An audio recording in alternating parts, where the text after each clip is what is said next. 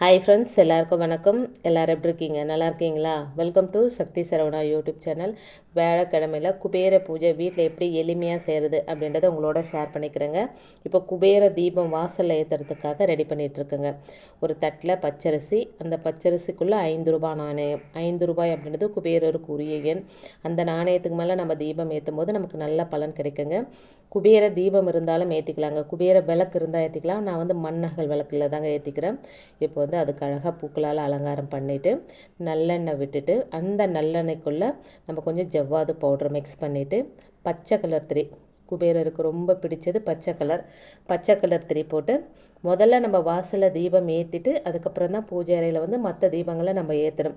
ஒரு சிஸ்டர் கூட கேட்டிருந்தாங்க, வாசலில் வந்து குபேர தீபம் ஏற்றக்கூடாது அப்படின்னு சொல்கிறாங்க, நீங்கள் ஏற்றுறீங்களே அப்படின்னு சொல்லி. வாசலில் வியாழக்கிழமையில் குபேர தீபம் ஏற்றிட்டு நம்ம வீட்டில் போயிட்டு தீபம் ஏற்றும் போது குபேரரும் மகாலட்சுமி தாயாரும் சந்தோஷமாக நம்ம வீட்டுக்குள்ளே வருவாங்க அப்படின்னு சொல்லப்படுதுங்க. பொதுவாகவே நம்ம வந்து தீபம் ஏற்றும் போது வாசலில் தீபம் ஏற்றி வச்சுட்டு தான் வீட்டில் போய் தீபம் ஏற்றணும். நம்ம ரெகுலராக தீபம் ஏற்ற முடியலனாலும் செவ்வாய்க்கிழமை, வெள்ளிக்கிழமை, பௌர்ணமி இந்த மாதிரி நாட்களில் தீபம் ஏற்றி வச்சுட்டு நீங்கள் வீட்டில் போய் தீபம் ஏற்றி பாருங்கள், நல்ல பலன் கிடைக்கும். நார்மலாக நம்ம வந்து வீட்டில் மற்ற நாளில் பூஜை செய்யும்போது கூட வாசலில் ஒரு ஊதுவத்தியாவது ஏற்றி வச்சுட்டு அதுக்கப்புறம் நம்ம வீட்டில் போயிட்டு தீபம் ஏற்றணுங்க. இதுதான் ப்ரொசீஜர் அப்படின்னு சொல்லப்படுதுங்க. இப்போ தீபம் ஏற்றி வச்சுட்டு அதுக்கு வந்து நம்ம கற்பூர ஆராத்தி காட்டலாம். அப்படி இல்லைனா வந்து சாம்பிராணி, என்கிட்ட கப் சாம்பிராணி ஆராத்தி காமிச்சிட்டு குபேரரும் மகாலட்சுமி தாயாரும் என் வீட்டுக்கு வரணும் அப்படின்னு மனசார நம்ம பிரார்த்தனை பண்ணிக்கணுங்க. கூப்பிட்டா தான் வருவாங்க அப்படின்னு சொல்லுவாங்க. இப்போ தீபம் ஏற்றி வச்சுட்டு உள்ள பூஜை அறையில் போய்ட்டு நம்ம எல்லா தீபமும் ஏற்றிக்கலாங்க. இது வந்து யார் எனக்கு சொன்னதுன்னா, எனக்கு சில விஷயங்கள் தெரியல அப்படின்னா தெரிஞ்சவங்கக்கிட்ட கேட்டு தெரிஞ்சுப்பேங்க. பக்கத்தில் வந்து விநாயகர் கோயில் ஐயர் இருக்கார். கண்டிப்பாக எது கேட்டாலும் பொறுமையாக சொல்லி தருவாருங்க. எனக்கு தெரியாத விஷயங்களெல்லாம் அவர்கிட்ட தான் கேட்டு நான் தெரிஞ்சுக்குவேன். இப்போ பூஜை அறையில் வந்து குபேர தீபம் ஏற்றிக்கிறேங்க. இந்த குபேர தீபத்துக்குள்ளும் நல்லெண்ணெய் விட்டுருக்கேன். கொஞ்சம் ஜவாது பவுடர், 5 ரூபாய் நாணயம் எண்ணெயில் போட்டு வச்சுருக்கேங்க. அது வீடியோ எடுக்க மறந்துட்டேன் நான். அதுக்குள்ளே 5 ரூபாய் நாணயம் போட்டு பச்சை கலர் திரி போட்டு தீபம் ஏற்றி வச்சுருக்குறேங்க. குபேர பானை வந்து நான் ரெகுலராக பூஜை பண்ணுறேன். அதாவது என்னோடய வீடியோஸ் பார்க்குறவங்களுக்கு தெரியும். ஒரு சின்ன மண் பாத்திரம், அதுக்குள்ளே சில்லறை காசு போட்டு வச்சு அந்த காசுனால் தொடர்ந்து வியாழக்கிழமையில் குபேர டைமில் வந்து நான் அர்ச்சனை பண்ணிக்கிட்டே வரேங்க. வெத்தலை பாக்கு, வாழைப்பழம், குபேர யந்திரம் இருக்குங்க. குபேரருக்கு ரொம்ப பிடிச்ச அவல் பாயசம் நைவேத்தியம் இது தாங்க இன்றைக்கி. இப்படி தான் ரெகுலராக வாரம் நான் பண்ணிக்கிறேன். நம்மக்கிட்ட இருக்கிற ஏதாவது பணம் இருந்ததுன்னா, நகை இருந்ததுன்னா வியாழக்கிழமையில் பூஜை அறையில் வச்சு நம்ம பூஜை பண்ணி நம்ம எடுத்து போய் பீரோலையோ லாக்கர்லையோ வைக்கும்போது அந்த பணம் வந்து குறையாமல் இருக்கும், நமக்கு சேர்ந்துக்கிட்டே இருக்கும் அப்படின்னு சொல்லுவாங்க. நம்மக்கிட்ட அவ்வளோ பெரிய பணமும் நகையும் இல்லைங்க. இருக்கிறத நான் வச்சுருக்கிறேன். அதுவும் உட் பாக்ஸில் வைக்கும்போது நல்ல பலன் கிடைக்குங்க. தேக்கில் வச்சிங்க அப்படின்னா அதுக்கு வந்து பல 100 மடங்கு கிடைக்கும் அப்படின்னு சொல்லப்படுதுங்க. தேக்கு அப்படின்றது வந்து தேக்கி வைக்கும். அந்த தேக்கு மரத்துக்குள்ளே நம்ம என்ன பொருளை வைக்கிறோமோ அது வந்து அப்படியே தேக்கி வைக்கும் அப்படின்னு சொல்லப்படுதுங்க.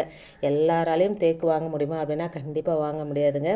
தற்சமயத்துக்கு நான் ஒரு உட் பாக்ஸ் வாங்கி அதில் வந்து எங்கிட்ட இருக்கிற பணம் அதெல்லாம் வச்சுருக்கேங்க. துளசி இலை இருக்குது, பெருமாள் கோயிலுக்கு போயிட்டு வந்த துளசி இலைகள், அதுக்கப்புறம் வந்து கற்பூரம், பச்சை கற்பூரம், சில தாந்திரிக பரிகாரங்கள்லாம் செஞ்சு அதில் வச்சுருக்குங்க.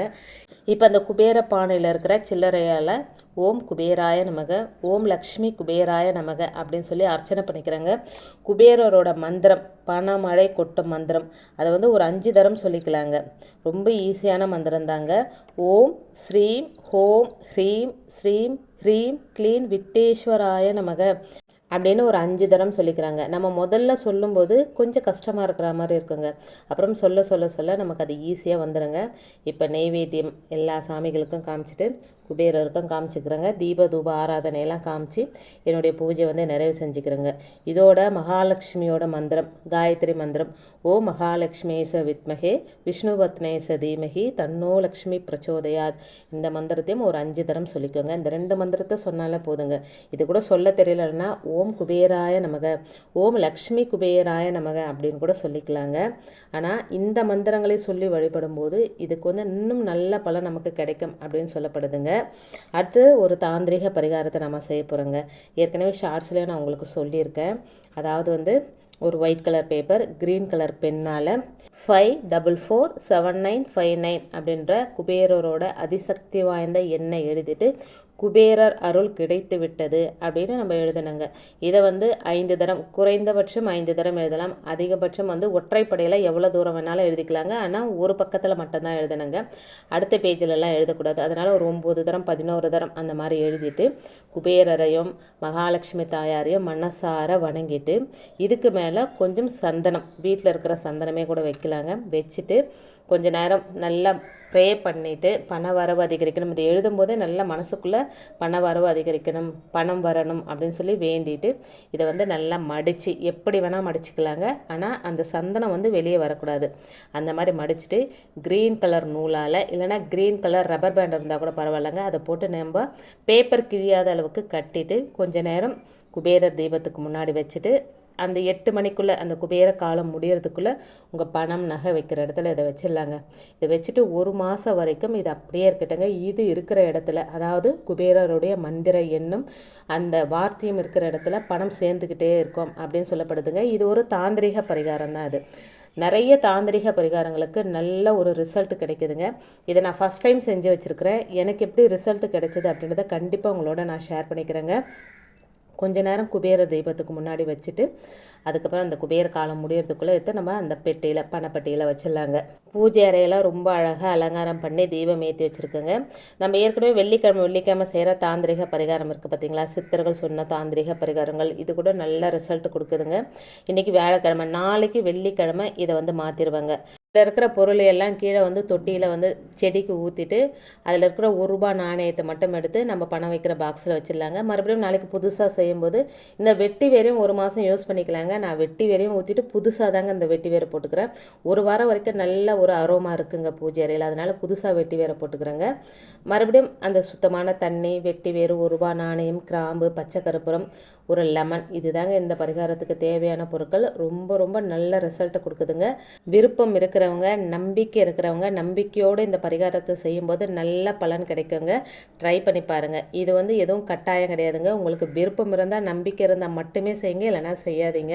நம்ம இந்த குபேர பூஜை செய்கிற வரைக்கும் நம்ம நிலவாசல தீபம் ஏற்றி வச்சுருக்கோம் பார்த்தீங்களா, அந்த தீபம் அணையாமல் எரியணுங்க. அதுக்கேற்ற மாதிரி எண்ணெய் விட்டு கொஞ்சம் திரியை நல்லா பெருசாக விட்டுடுங்க. ஏன்னா வெளியே காற்றடிச்சு அணையக்கூடாதுங்க.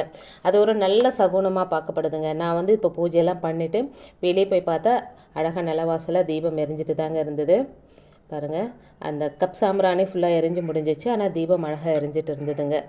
அதில் இருக்கிற ₹5 நாணயம், நம்ம தீபம் ஏற்றுறதுக்காக யூஸ் பண்ண ₹5 நாணயத்தையும் நம்ம பணம் வைக்கிற பாக்ஸில் எடுத்து வச்சுக்கலாங்க. இந்த காசுலாம் நம்ம செலவு பண்ணக்கூடாதுங்க. நம்ம பூஜை பண்ணி எடுத்து வைக்கிற காசுக்கு ஒரு சக்தி இருக்கும், அது இருக்கிற இடத்துல பண வரவு அதிகரிக்கும் அப்படின்னு சொல்லப்படுதுங்க. அடுத்து நம்ம இந்த தாந்திரிக பரிகாரம் பண்ணி வச்சுருக்கோம் பார்த்தீங்களா, பேப்பரில் எழுதி வச்சுருக்கிறது, அது 1 மாதம் வரைக்கும் இருக்கட்டுங்க.